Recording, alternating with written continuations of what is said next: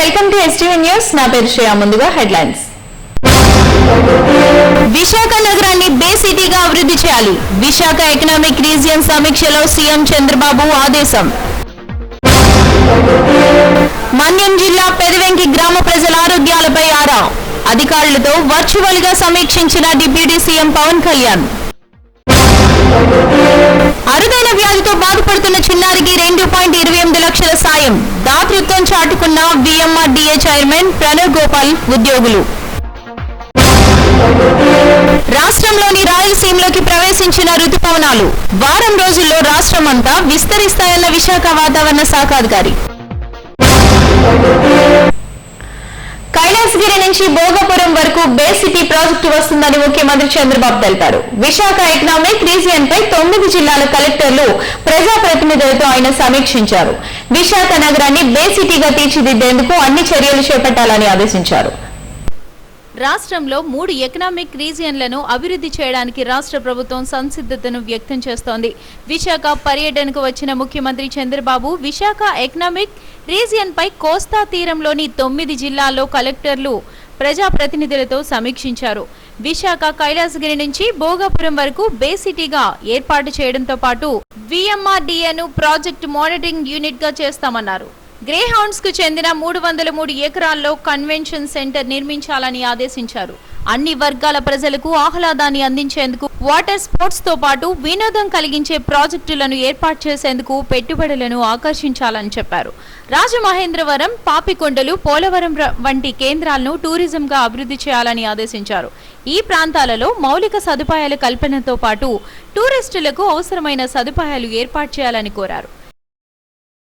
ఈ సమావేశంలో కేంద్ర మంత్రి రామ్మోహన్ నాయుడు, రాష్ట్ర మంత్రులు బాల వీరాంజనేయ స్వామి, అచ్చెన్నాయుడు, విశాఖ జిల్లాకు చెందిన ఎమ్మెల్యేలు పాల్గొన్నారు. పార్వతీపురం, మన్యం జిల్లా పెదపెంకిలో అభివృద్ధి పనులపై డిప్యూటీ సీఎం పవన్ కళ్యాణ్ సమీక్షించారు. అధికారులతో వర్చువల్ విధానంలో సమీక్ష నిర్వహించారు. గ్రామంలో ఫైల్ ఏరియాతో పాటు డెంగ్యూ మరియు మలేరియా కేసులు ఎక్కువగా కావడంతో అప్రమత్తంగా ఉండాలని సూచించారు. తాగునీటి సరఫరా, పారిశుద్ధ్య కార్యక్రమాలు, మురుగు నివారణకు ప్రత్యేక చర్యలు తీసుకోవాలని అధికారులను సూచించారు. డైరెక్ట్ గా వాళ్ళు ఘాట్ రీచ్ అయ్యేలాగా త్రూ ద గ్రీన్ లైన్స్ కిందకి ఘాట్ చూపించండి. What is your idea of footfall, sir? From this particular ghat? It's a ghat length existing. We have 32 meters of length plus 17 meters extension on that. Pushkar parking annar kada. Pushkar, what do you call it? Forgot the name. Pushkar Nagar, sir. Pushkar Nagar. Pushkar Panchayati, sir. Pushkar no. I'm saying parking ki meeru ee holding area annar kada. How many cars could be parked, sir, or any vehicles including buses or what? అరుదైన వ్యాధితో బాధపడుతున్న చిన్నారి కృష్ణ పట్ల VMRDA chairman Pranav Gopal మానవత్వాన్ని చాటుకున్నారు.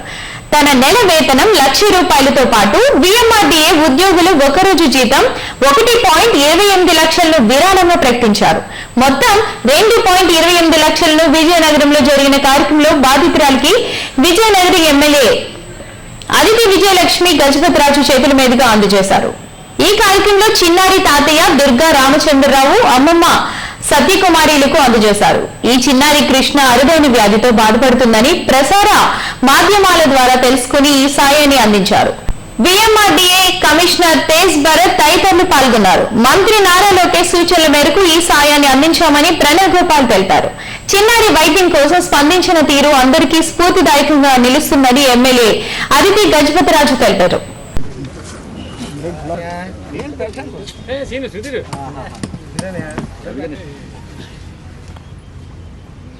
విఎంఆర్డీలో పనిచేసాం.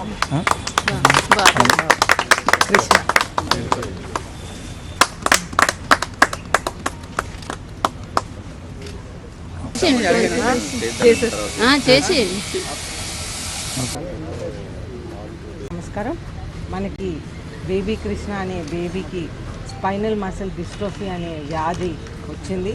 అయితే మనం ఒక క్యాంపెయిన్ పెట్టి అందరూ కూడా సమాజం నుంచి డొనేట్ చేయాలని ఎన్నో ప్రయత్నాలు మనం చేస్తూ ఉన్నాం. అయితే మనం చూస్తుంటే ముందు అన్ని ఏరియాస్ నుంచి అది బాలాజీ మార్కెట్ అవని రాయలసీమలోకి రుతుపవనాలు ప్రవేశించాయి. 4 రోజుల్లో ఏపీలో సగానికి పైగా భూభాగాన్ని తాకనున్నాయని విశాఖ వాతావరణ కేంద్రాధికారి తెలిపారు.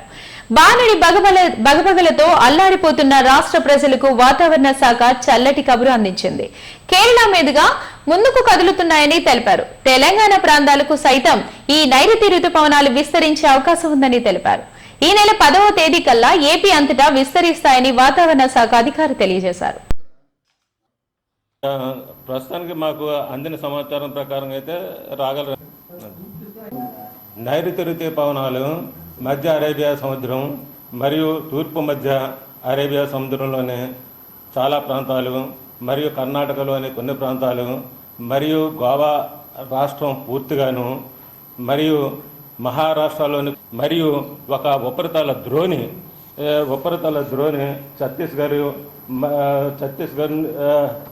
ఒక ఉపరితల ద్రోణి జార్ఖండ్ మరియు పరిసర ప్రాంతాల్లో నుంచి ఛత్తీస్గఢ్ మీదుగా తెలంగాణ వరకు మరియు ఎల్లుండి కాకినాడ, కోనసీమ, ఏలూరు, పశ్చిమ గోదావరి, గుంటూరు, బాపట్ల, కృష్ణా, ఎన్టీఆర్ జిల్లాల్లో అనేక చోట్ల వడగాలులు కురిసే అవకాశాలు ఎక్కువగా కనిపిస్తున్నవి. మరియు రెండవ రోజు అయినటువంటి రేపు అల్లూరి సీతారామరాజు, అనకాపల్లి, తూర్పుగోదావరి, ఏలూరు, గుంటూరు మరియు Anakapalli, ASR, Alluri Sitaramaraju, east Godavari, Palnadu, Prakasam and Nellore జిల్లాల్లో అంటే ఉత్తర మరియు దక్షిణ కోస్తా జిల్లాల్లో వేడి, తేమ, అసౌకర్యమైన వాతావరణం రాగల 2-3 రోజులు 4 రోజుల వరకు కూడా కలిగే అవకాశాలు ఎక్కువగా కనిపిస్తున్నాయి. మరియు వడగాలులు రాష్ట్రంలో వడగాలులు అంటే ఉభయ కోస్తా జిల్లాలు అయినటువంటి ఉత్తర కోస్తా, దక్షిణ కోస్తా జిల్లాల్లో గాలులు గంటకి 40 నుంచి 50 కిలోమీటర్లు వేడి గాలులు వీసే అవకాశాలు. సమ్మర్ క్యాంపులతో చిన్నారులకు మేలు జరుగుతుందని ఉత్తర ఎమ్మెల్యే పెన్మత్స విష్ణుకుమార్ రాజు అన్నారు.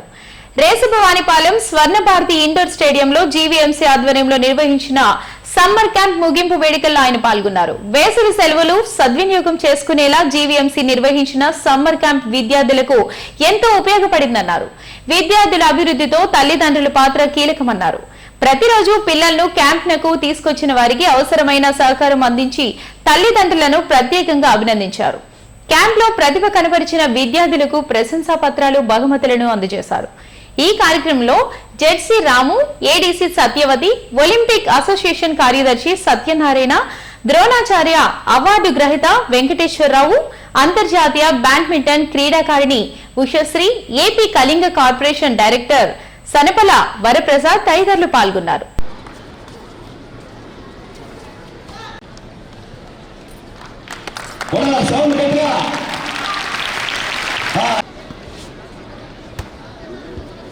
తప్పనిసరిగా అది చేస్తామని చెప్పి నేను చెప్పడం జరిగింది. నేను ఇమ్మీడియట్గా కమిషనర్ గారితో, కలెక్టర్ గారితో రానున్న కాలంలో ఇక్కడ లోకల్ మినిస్టర్ గారు, ఇన్ఛార్జ్ మినిస్టర్ గారితో కూడా మాట్లాడి ఇక్కడ నార్త్ నియోజకవర్గము అట్లాగే వైజాగ్ అంతటికి కూడా డెఫినెట్గా ఒక 3 వీక్స్ సమ్మర్ కోచింగ్ క్యాంప్ ఏర్పాటు చేయడానికి ప్రయత్నం చేస్తాము నెక్స్ట్ ఇయర్కి. ఇప్పుడు చాలామంది వాలంటీర్ అందరూ కూడా పిల్లల్ని స్పోర్ట్స్ వైపు ఎంకరేజ్ చేయండి.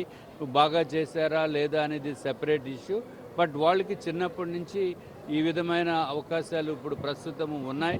అట్లాగే నార్త్ నియోజకవర్గంలో నేషనల్ హైవే పక్కన ఎక్కడైతే గ్రీన్ బెల్ట్ ఉండి ఇదివరకు నిరుపయోగంగా ఉండేదో అక్కడ వీలైనంత వరకు చెట్టుల్ని పెద్దగా తొలగించకుండా అక్కడ ఏదైతే వాకింగ్ ట్రాక్స్, అట్లాగే కొన్ని ఓపెన్ జిమ్స్, ఇంకా పెద్దలు కూర్చుని దానికి ఆ విధమైన ఫెసిలిటీస్ క్రియేట్ చేస్తున్నాము. ఇంకా కొంతమంది బాక్సింగ్ ఇవన్నీ కూడా మాకు కూడా కొంచెం సెంటర్స్ లాంటివి ఇక్కడ మేము వచ్చి వాళ్ళకి ప్రాక్టీస్ చేసేదానికి అవకాశం కల్పించండి అని చెప్పి కోరటం జరిగింది. తప్పనిసరిగా ఎక్కడైతే అవకాశాలు ఉన్నాయో అవన్నీ చేస్తామని చెప్పి తెలియజేసుకుంటూ ఈ కార్యక్రమానికి జరిగింది. ప్రతి సంవత్సరం కూడా 1 మంత్ జరిగేది. అటువంటి ఈ సంవత్సరం 10 రోజులే సారు మన నార్త్ నియోజకవర్గం ఎమ్మెల్యే గారు ఈ సంవత్సరం ఏదో విధంగా జరిగింది. నెక్స్ట్ ఇయర్ అలా జరగదు.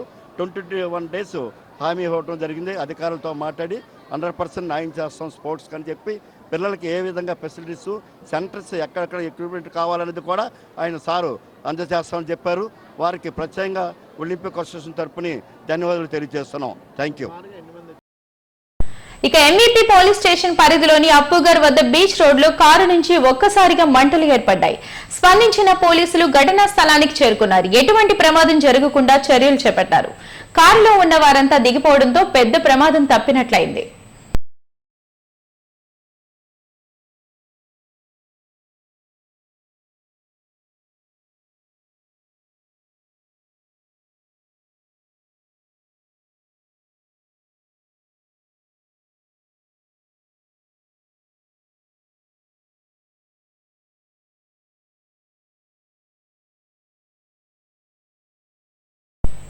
అక్కైపాలెం జంక్షన్ మహారాణి పార్లర్ సమీపంలోని ఓ అపార్ట్మెంట్ ఫ్లాట్ లో మంటలు వ్యాపించాయి. అపార్ట్మెంట్ 2వ ఫ్లోర్ లోని ఓ ఇంట్లో గ్యాస్ లీక్ కావడంతో మంటలు వ్యాపించాయి. అగ్నిమాపక సిబ్బంది వచ్చి మంటలను అదుపు చేశారు. 4th జోన్ పోలీసులు ఘటనా స్థలానికి చేరుకుని ఈ ప్రమాదంపై ఆరా తీశారు.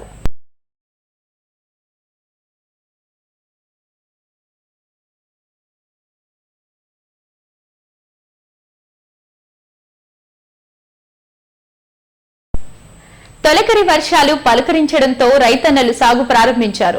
ముఖ్యంగా అనకాపల్లి జిల్లా మునగపాక సొసైటీ ఎరువుల కోసం రైతులు ఎగుబడ్డారు. ఉద్యానవన పంటలతో పాటు అపరాలు పంటకు కూడా ఎరువులు అవసరం రావడంతో సొసైటీ వద్ద రైతులు బారులు తీరారు. సబ్సిడీపై ఎరువులు అందించడంతో రైతులు పెద్ద ఎత్తున చేరుకున్నారు. ఒకానొక సమయంలో రద్దీగా ఉండటం వల్ల తోచుకోవడం కనిపించింది.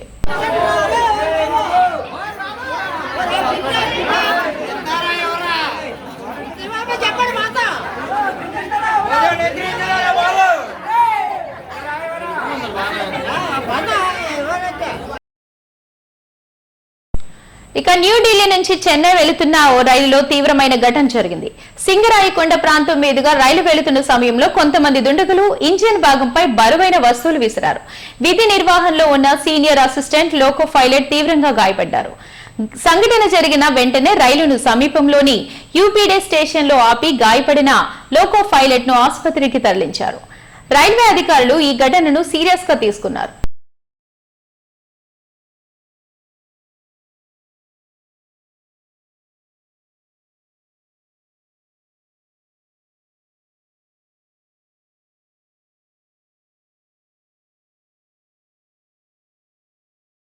ఇక విశాఖ బీచ్ తీరంలో మద్య అమ్మకాల నిర్ణయాన్ని వెంటనే వెనక్కి తీసుకురావాలని కోరుతూ ఐద్వా ఆధ్వర్యంలో నిరసన తెలిపారు. మద్యం షాపులు కాకుండా మహిళలకు భద్రతా చర్యలు పెంచాలంటూ డిమాండ్ చేశారు. విశాఖ చీరాల బీచ్లలో బీచ్ షాప్ ద్వారా మద్యం అమ్మకాలకు అనుమతిస్తూ ఏపీ ప్రభుత్వం తీసుకున్న నిర్ణయాన్ని ఉపసంహరించుకోవాలని ఐద్వా జిల్లా కమిటీ ఆధ్వర్యంలో ఆర్టీసీ కాంప్లెక్స్ సమీపంలోని గురిజాల విగ్రహం వద్ద నిరసనలు తెలిపారు. జిల్లా అధ్యక్ష కార్యదర్శులు మాధవి, సత్యవతులు మీడియాతో మాట్లాడారు. ఉదయం 10 గంటల నుంచి రాత్రి 8 గంటల వరకు బీచ్లలో మద్య అమ్మకాలు కొనసాగిస్తే మహిళలు, విద్యార్థినులకు రక్షణ ఎక్కడ ఉంటుందని ప్రశ్నించారు. తక్షణమే ఉపసంహరించుకోవాలని, లేని పక్షంలో పెద్ద ఎత్తున ఉద్యమిస్తామని హెచ్చరించారు. ఈ కార్యక్రమంలో జిల్లా నాయకులు కొండమ్మ, సుమిత్ర, విమల తదితరులు పాల్గొన్నారు. షాప్ పేరుతో విశాఖ బీచ్ ఒడ్డున మద్యం అమ్మకాలు చేయాలని చెప్పి రాష్ట్ర ప్రభుత్వం నిర్ణయించింది. ఈ నిర్ణయాన్ని వెనక్కి తీసుకోవాలని చెప్పి ఐదుగా మేము డిమాండ్ చేస్తూ నిరసన తెలియజేస్తూ ఉన్నాం. ఎందుకంటే అదీను చీరాల, విశాఖపట్నంలో ప్రయోగాత్మకంగా చేస్తారంట. తర్వాత రాష్ట్ర వ్యాప్తంగా కూడా బీచ్ షాపులు ఏర్పాటు చేస్తారంట. అంటే ఈ రోజు రాష్ట్ర ప్రభుత్వానికి, ముఖ్యంగా చంద్రబాబు నాయుడికి ప్రజల సంక్షేమం, మహిళల సంక్షేమం, మహిళల భద్రత అన్నది అవసరం లేదు. ఇప్పటికే రాష్ట్ర వ్యాప్తంగా మహిళలపై అనేక హింసా ఘటనలు జరుగుతూ ఉన్నాయి. పసిపిల్లల మీద కూడా అఘాయిత్యాలు జరుగుతూ ఉన్నాయి. అలాగే ఎంతో మంది రోడ్డు ప్రమాదాలు, మద్యం బారిన పడి రోడ్డు ప్రమాదాలు చనిపోతూ ఉన్నారు. కుటుంబాలు అప్పుల పాలవుతున్నాయి. ఎంత జరుగుతున్నా సరే ప్రభుత్వానికి చేమకుట్టినట్టు కూడా లేదు. అంటే ఎన్నికలు అయ్యే వరకు ఒక మాట, ఎన్నికలు అయిన తర్వాత ఒక మాట. చంద్రబాబు నాయుడు అధికారంలోకి వచ్చిన తర్వాత బెల్ట్ షాపులు కూడా పెరిగాయి. అయితే బడి, గుడి, నివాస ప్రాంతాల మధ్యన వైన్ షాపులు పెట్టకూడదని చెప్పి నిబంధనలు ఉన్నాయి. కానీ అలాగే ఎక్కువ మంది ప్రజానికి వ్యతిరేకిస్తే ఆ ప్రాంతాల్లో వైన్ షాప్ పెట్టకూడదు, మద్యం అమ్మకాలు చేయకూడదు అని చెప్పి నిబంధనలు ఉన్నాయి. కానీ ఇవేమీ కూడా ఇక్కడ ఎక్సైజ్ డిపార్ట్మెంట్ కానీ, పోలీసులు కానీ, ప్రభుత్వం కానీ ఇవేమీ పట్టించుకోవట్లేదు. కనుక ఖచ్చితంగా ఏదైతే గతంలో మన రాష్ట్రానికి మద్యం వ్యతిరేక పోరాటం చేసిన అనుభవం ఉంది, ఆ పోరాట వారసత్వం ఈరోజు విశాఖపట్నంలో కూడా ఉంది. కనుక మా పోరాటాన్ని మరింత ఉధృతం చేస్తాము. ఈ బీచ్ షాకులకు వ్యతిరేకంగా రాష్ట్ర వ్యాప్త ఉద్యమంతో పాటు విశాఖపట్నంలో ఉన్న పలు ప్రజా సంఘాలని, మహిళల్ని, మేధావులందరినీ కలుపుకొని చంద్రబాబు ప్రభుత్వం ఈ నిర్ణయం వెనక్కి తీసుకునే వరకు కూడా పోరాడతామని చెప్పి తెలియదు. విశాఖ జిల్లా పద్మనాభం కస్తూరిబా గాంధీ బాలిక విద్యాలయంలో ప్రపంచ పర్యావరణ దినోత్సవాన్ని ఘనంగా నిర్వహించారు. పాఠశాల ప్రిన్సిపల్ కె లిల్లీ గ్రేస్ అధ్యక్షతన జరిగిన ఈ కార్యక్రమంలో deputy MPDO B Ramana, Panchayati Raj శాఖ నుంచి తిరుమల పంచాయతీ కార్యదర్శి Satyavathi, field assistant Naidu, Heartfulness Education Trust ప్రతినిధులు పాల్గొన్నారు. ఈ సందర్భంగా విద్యార్థులు, తల్లిదండ్రులు, ఉపాధ్యాయులంతా కలిసి మొక్కలు నాటారు. పర్యావరణ పరిరక్షిస్తామంటూ ప్రతిజ్ఞ చేశారు. రాష్ట్ర ప్రభుత్వం, హార్ట్ఫుల్నెస్ ఫౌండేషన్ సంయుక్తంగా నిర్వహిస్తున్న నెట్ జీరో హెల్త్ క్యాంపస్ కార్యక్రమం పెద్ద ఎత్తున నిర్వహించారు. పాఠశాల పచ్చదనం, నీటి సంరక్షణ, వ్యర్థాల నిర్వహణ, సోలార్ ఎనర్జీ వినియోగం వంటి అంశాలతో క్యాంపస్ ను పర్యావరణ క్యాంపస్ గా అభివృద్ధి చేస్తున్నట్లు నేతలు తెలిపారు.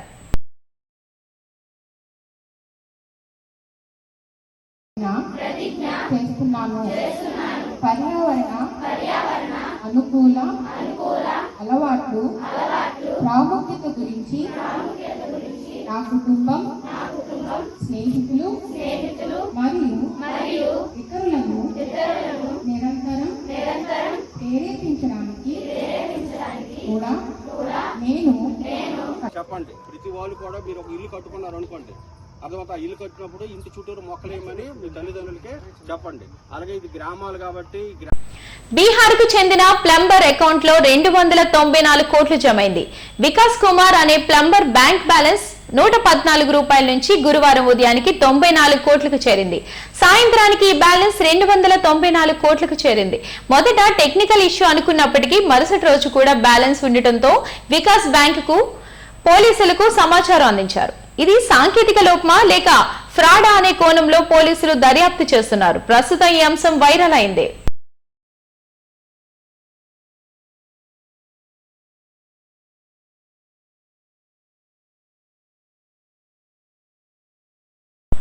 బులెటిన్ ముగించే ముందు హెడ్లైన్స్ మరొకసారి.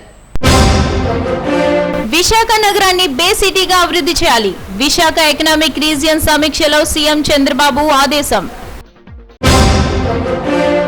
మన్యం జిల్లా పెదవెంకి గ్రామ ప్రజల ఆరోగ్యాలపై ఆరా. అధికారులతో వర్చువల్ గా సమీక్షించిన డిప్యూటీ సీఎం పవన్ కళ్యాణ్. అరుదైన వ్యాధితో బాధపడుతున్న చిన్నారికి 2.28 లక్షల సాయం. దాతృత్వం చాటుకున్న విఎంఆర్డీఏ చైర్మన్ ప్రణవ్ గోపాల్, ఉద్యోగులు. రాష్ట్రంలోని రాయలసీమలోకి ప్రవేశించిన రుతుపవనాలు వారం రోజుల్లో రాష్ట్రమంతా విస్తరిస్తాయన్న విశాఖ వాతావరణ శాఖ అధికారి.